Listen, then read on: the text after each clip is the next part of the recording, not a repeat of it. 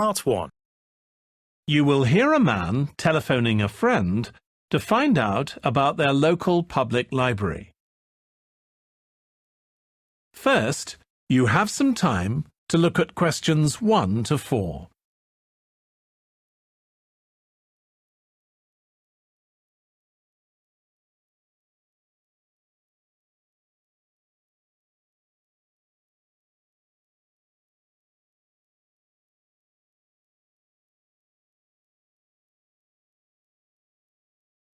Listen carefully and answer questions 1 to 4. Hello? Hi, Susie. It's Paul here. How are you? Enjoying your new job? You're working at the library, aren't you?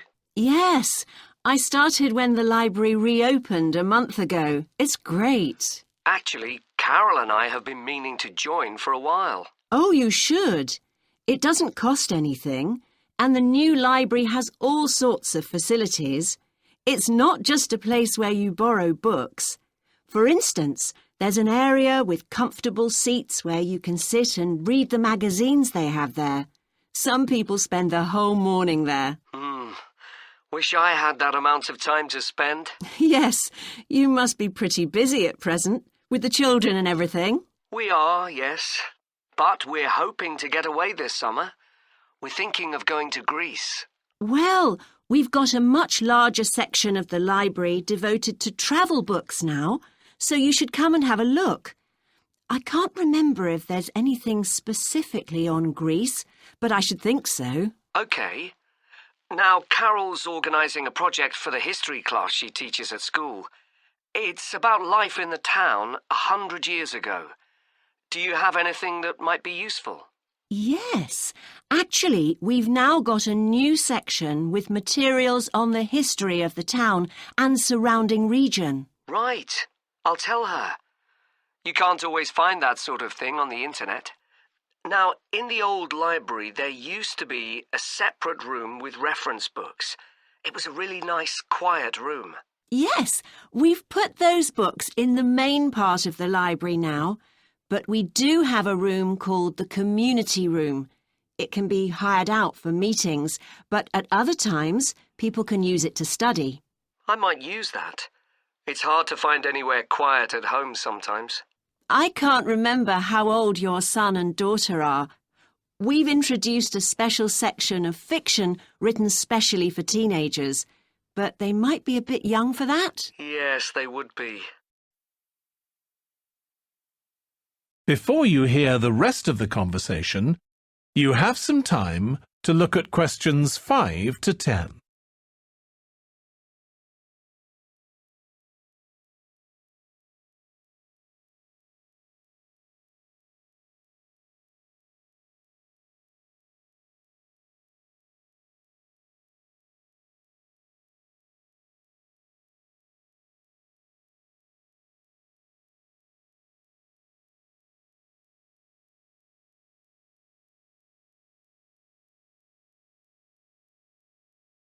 Now listen and answer questions 5 to 10.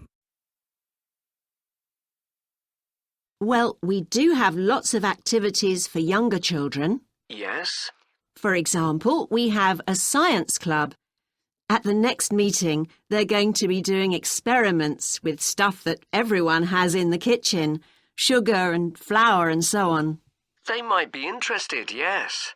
And we have a competition for children called Reading Challenge.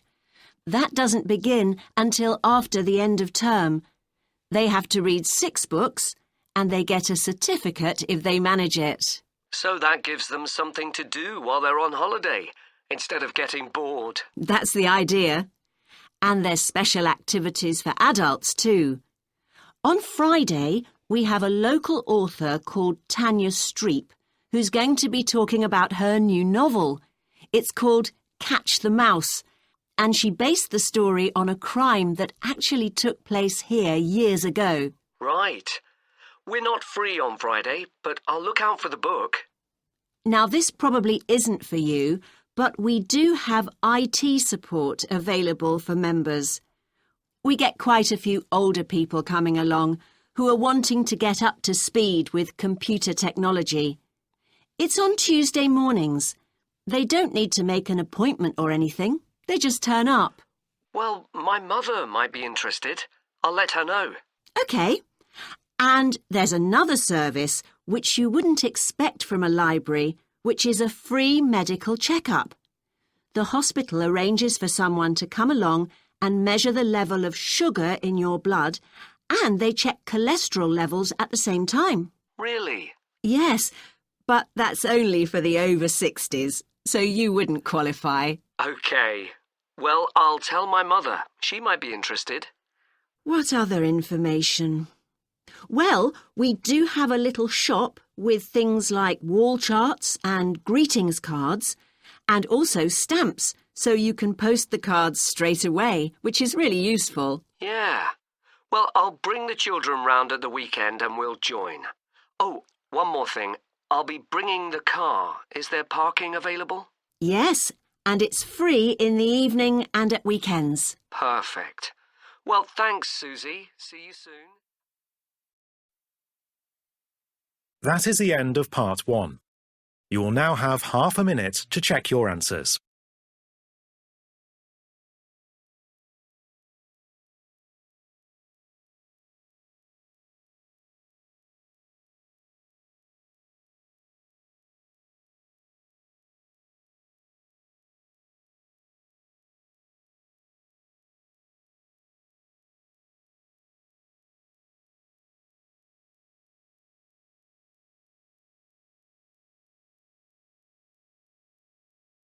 Part 2.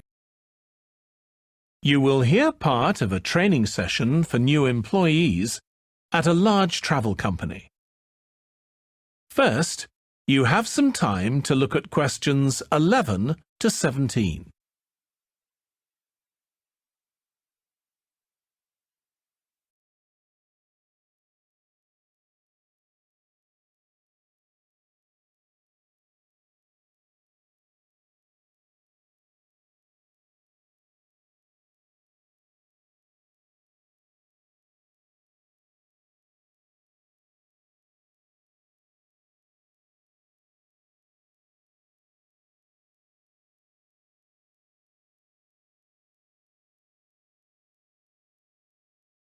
Now listen carefully and answer questions 11 to 17. In this session in your training day, we're going to look at some of the more specialized holidays we offer at BC Travel. Now, the travel business is very competitive, and it's important to be aware of how the market's changing and developing. In terms of age groups, the over 65s are an important market, and one that's increasing steadily year on year. The fewest holidays are taken by the 31 to 42-year-olds, and that figure shows no sign of rising. The biggest market at present is still the youngest group, the 16 to 30s, but this group's also seen the biggest drop over the last few years, whereas there's a noticeable growth in the number of holidays taken by the 55 to 64-year-olds. As far as the 43 to 54-year-olds are concerned, bookings there are steady, but I have to say we haven't seen the increase we expected. One trend we're noticing with nearly all age groups is the growing popularity of holidays in which clients do some kind of specialized activity. I'm not talking here about adventure holidays where clients take part in high-risk activities like white water rafting just for the thrill of it. Activity holidays usually involve rather less high-risk sports or things like art and music. They're not necessarily cheaper than ordinary holidays, often the opposite in fact, but they do often take place outside the main tourist centers, which gives an opportunity for clients to find out more about the local people and customs. And many say this is one of the most positive features of these holidays. Of course, they offer the chance to develop a new skill or talent, but clients often say that more than this, it's the chance to create lasting relationships with other like-minded people. That's the main draw. let me give you some examples of BC travel activity holidays.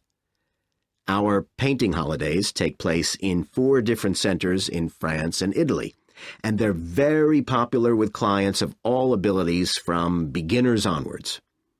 We've got an excellent team of artists to lead the classes. Some of them have been with us from the start, and 5 additional ones will be joining us this year so that we can offer a greater number of classes in each center. As far as cooking holidays are concerned, I know a lot of agents offer holidays where clients cook recipes related to one particular country, usually the one they're staying in, but we focus on dishes from a great many different ones. Apart from that, you'll find the usual emphasis on good quality organic ingredients. That's more or less a given nowadays, and there are generally some meat-free recipes included. Our photography holidays take place in a wide range of countries from Iceland to Vietnam, and clients have the opportunity to see some stunning scenery.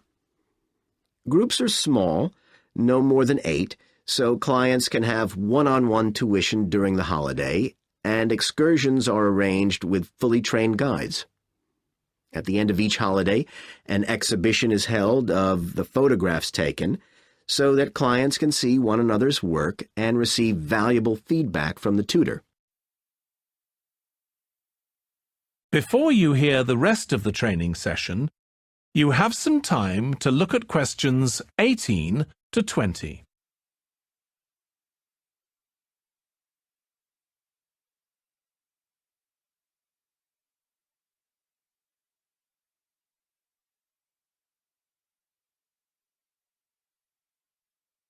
Now listen and answer questions 18 to 20. Finally, let me tell you about our fitness holidays. In Ireland and Italy, we run one-week general fitness classes for all ages and levels of fitness. Clients start the course with a consultation with a trainer, and together they draw up an individual program. As well as improving general fitness, clients find that they end up losing much of the stress they've built up in their daily lives. In Greece, we have a 2-week holiday for clients who want to do something about their weight. This has all the features you'd expect, like a personalized diet program, but one of its most popular features is that the exercise classes are all held on the beach. People say it's far preferable to being in a gym. Finally, we offer several holidays in Morocco. One very popular one is the mountain biking holiday. Bikes are provided, and there are different routes according to people's ability. We offer one which is tailored to the needs of families, which is particularly popular. Okay, so that's about all the time I have today, so thank you very much. That is the end of part 2. You now have half a minute to check your answers.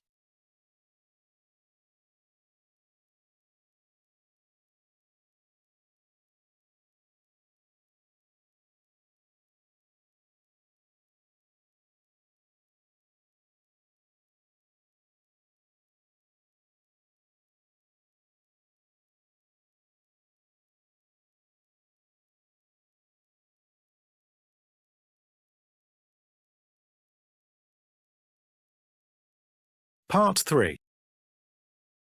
You will hear 2 tourism students, called Natalie and Dave, talking about the tourism case study they are doing. First, you have some time to look at questions 21 to 26.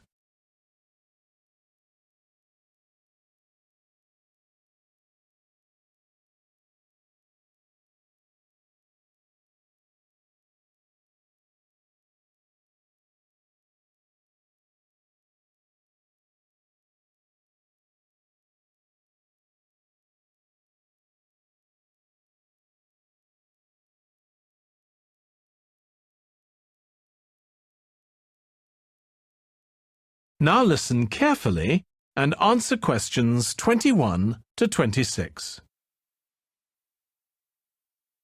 Dave, I'm worried about our case study.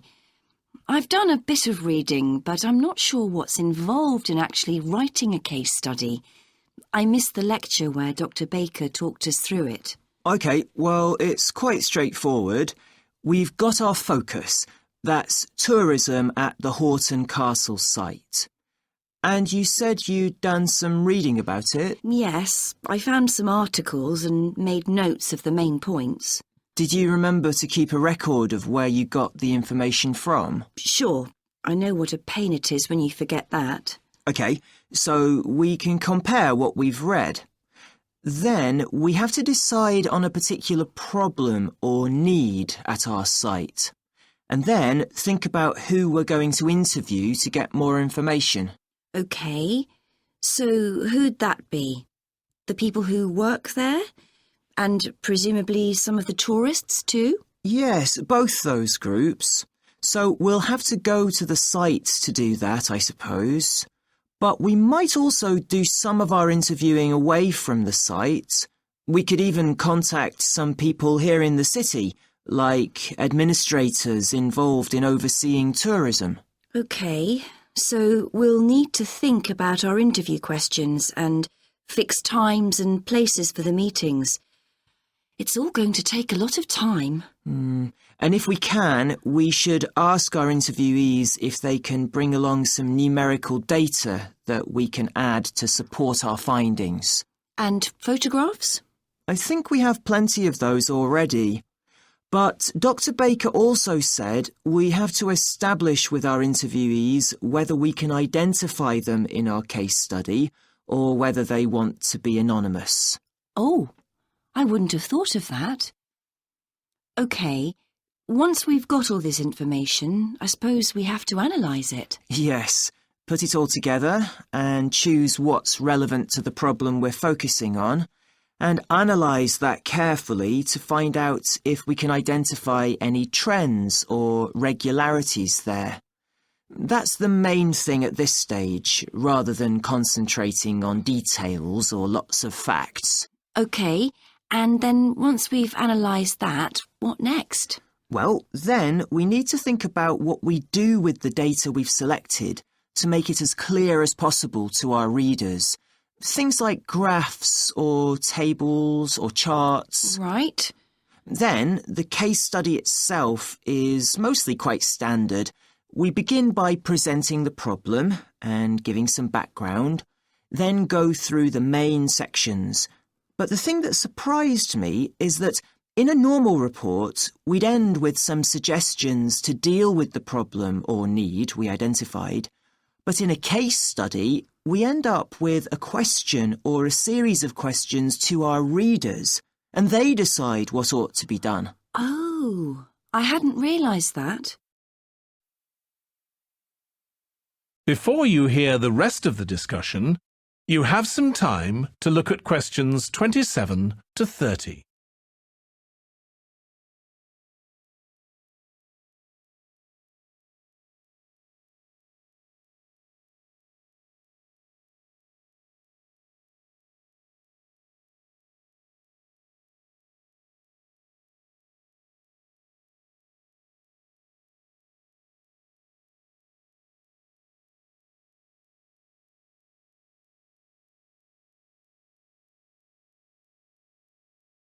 Now listen and answer questions 27 to 30. So, basically, the problem we're addressing in our case study of the Horton Castle site is why so few tourists are visiting it. And we'll find out more from our interviews, but I did find one report on the internet that suggested that one reason might be because, as far as transport goes, access is difficult. I read that too, but that report was actually written 10 years ago when the road there was really bad, but that's been improved now. And I think there's plenty of fascinating stuff there for a really good day out, but you'd never realise it from the castle website. Maybe that's the problem. Yes, it's really dry and boring. I read somewhere a suggestion that what the castle needs is a visitor centre. So we could have a look for some information about that on the internet. What would we need to know? Well, who'd use it for a start? It'd be good to know what categories the visitors fell into too, like school parties or retired people. But I think we'd have to talk to staff to get that information. OK, and as we're thinking of suggesting a visitor centre, we'd also have to look at potential problems. I mean, obviously it wouldn't be cheap to set up. No, but it could be a really good investment. And as it's on a historical site, it'd need to get special planning permission, I expect. That might be hard. Right, especially as the only possible place for it would be at the entrance, and that's right in front of the castle.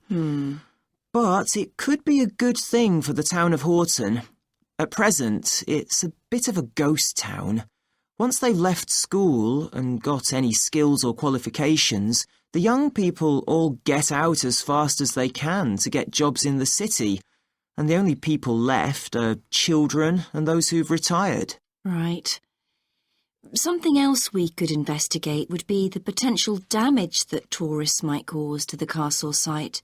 I mean, their environmental impact. At present, the tourists can just wander around wherever they want. But if numbers increase, there might have to be some restrictions, like sticking to marked ways. And there'd need to be guides and wardens around to make sure these are enforced. Yes, we could look at that too. OK, well, we certainly managed... That is the end of part 3. You now have half a minute to check your answers.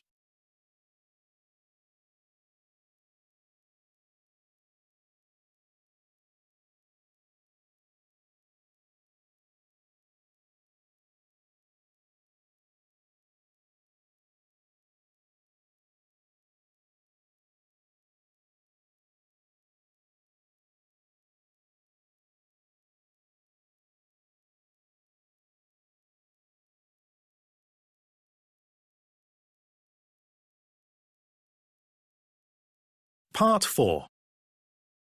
You will hear a lecturer on an environmental studies course discussing how birds are affected by environmental change.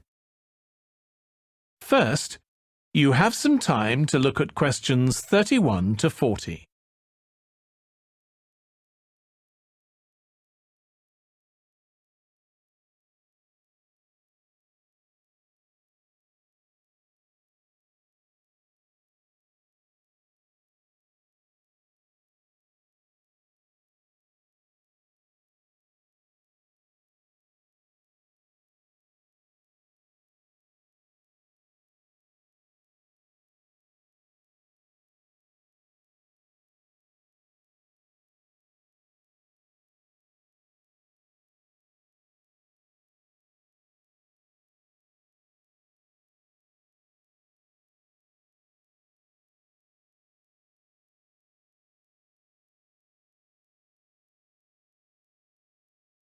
Now listen carefully and answer questions 31 to 40. OK, so we've been looking at how man-made changes in our environment can affect wildlife. Now, I'll discuss a particular example. Let's take a look at mercury. Mercury's one of the 120 or so elements that make up all matter, and it has the symbol Hg. It's a shiny, silvery substance. You may have seen it in old-fashioned thermometers, but it's not used much for domestic purposes now because it's highly toxic. But the problem is that the amount of mercury in the environment's increasing. The main reason for this is the power plants used to produce electricity. The main source of energy that most of them use is still coal, and when it's burned, it releases mercury into the atmosphere. Some of this gets deposited into lakes and rivers, and if it's ingested by a fish, it's not excreted. It stays in the fish's body, and it enters the food chain. So, It's been known for some time that birds which eat fish may be affected. But what wasn't known until quite recently is that those that eat insects can also be affected. So, a woman called Claire Varian Ramos is doing some research on how this is affecting birds. And rather than looking at how many birds are actually killed by mercury poisoning, she's looking for more subtle sub-effects. And these may be to do with the behaviour of the birds, or with the effect of mercury on the way their brain works, so whether it leads to problems with memory, for example.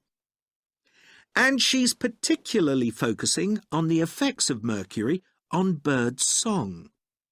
Now, the process of song learning happens at a particular stage in the bird's development. And what you may not know is that a young bird seems to acquire this skill by listening to the songs produced by its father, rather than by any other bird. And Varian Ramos has already found in her research that if young male birds are exposed to mercury, if they eat food contaminated with mercury, then the songs they produce aren't as complex as those produced by other birds. So, quite low-level exposure to mercury is likely to have an impact on male birds in a natural situation because it can mean that they're less attractive to female birds, and so it can affect their chances of reproduction.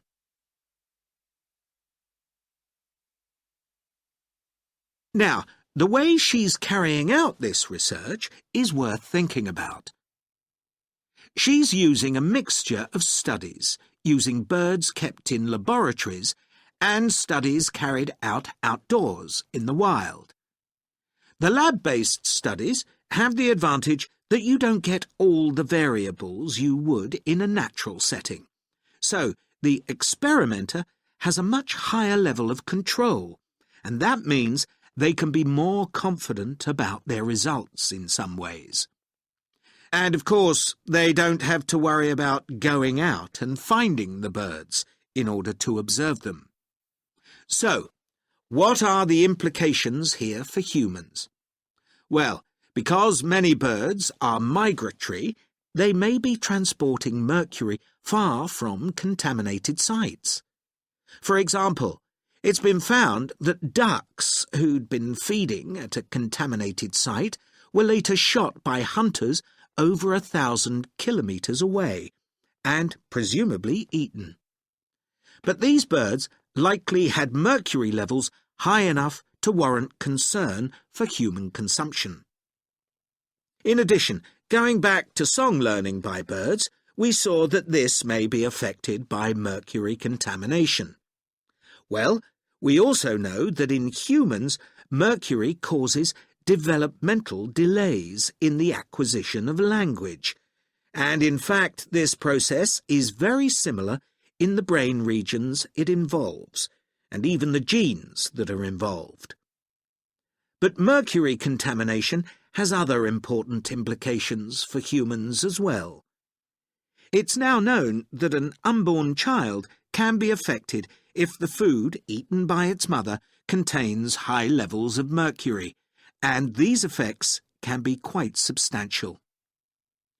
In the end, it comes down to whether more value is placed on human economic well-being or environmental well-being. It's true there are new regulations for mercury emissions from power plants, but these will need billions of dollars to implement and increase costs for everyone. Some argue that's too much to pay to protect wildlife. But as we've seen, the issues go beyond that, and I think it's an issue we need to consider very carefully. That is the end of part 4. You now have half a minute to check your answers.